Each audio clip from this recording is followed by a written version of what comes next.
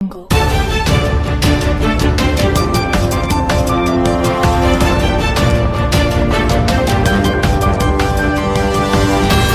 Jungle.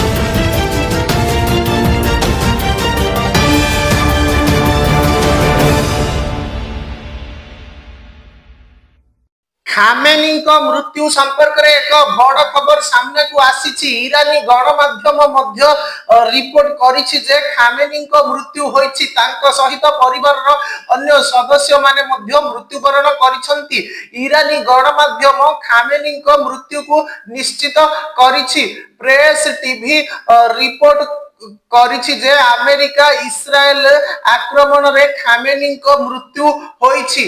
ଏବେ ବଡ଼ ପ୍ରଶ୍ନ ହେଉଛି ଇରାନରେ କିଏ କ୍ଷମତା ଗ୍ରହଣ କରିବ? ଖାମେନୀଙ୍କ ମୃତ୍ୟୁର ଦାବି ମଧ୍ୟରେ ଆଉ ଏକ ଗୁରୁତ୍ୱପୂର୍ଣ୍ଣ ଖବର ସାମ୍ନାକୁ ଆସିଛି। ରିପୋର୍ଟ ଅନୁଯାୟୀ ଇରାନରେ 40 ଦିନିଆ ଜାତୀୟ ଶୋକ ଘୋଷଣା କରାଯାଇଛି। ଖାମେନୀଙ୍କ ମୃତ୍ୟୁ ସମ୍ପର୍କରେ ଅନେକ ଦାବି କରାଯାଉଛି।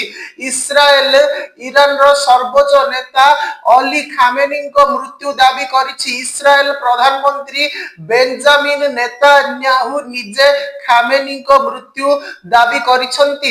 ଆମେରିକା ରାଷ୍ଟ୍ରପତି ଡୋନାଲ୍ଡ ଟ୍ରମ୍ପ ମଧ୍ୟ ଆକ୍ରମଣରେ ଖାମେନୀଙ୍କ ମୃତ୍ୟୁ ଦାବି କରିଛନ୍ତି ଏବଂ କହିଛନ୍ତି ଯେ ଇତିହାସର ସବୁଠାରୁ ଦୁଷ୍ଟ ବ୍ୟକ୍ତି ଖାମେନୀଙ୍କ ମୃତ୍ୟୁ ହୋଇଛି। ଏହା ସହିତ ସେ ଇରାନ ଉପରେ ଆମେରିକାର ବିଜୟ ଘୋଷଣା କରିଛନ୍ତି। ଟ୍ରୁଥ ସୋସିଆଲରେ ପୋଷ୍ଟରେ ଡୋନାଲ୍ଡ ଟ୍ରମ୍ପ କଣ ଲେଖିଛନ୍ତି?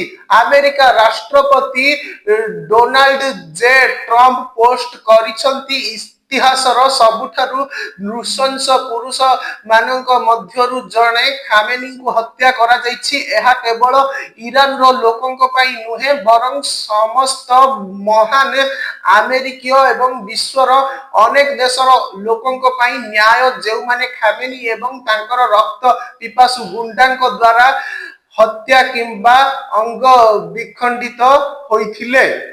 ସେ ଆମର ଗୁପ୍ତଚର ସଂସ୍ଥା ଏବଂ ଅତ୍ୟାଧୁନିକ ଟ୍ରାକିଂ ସିଷ୍ଟମରୁ ଖସି ପାରିଲେ ନାହିଁ।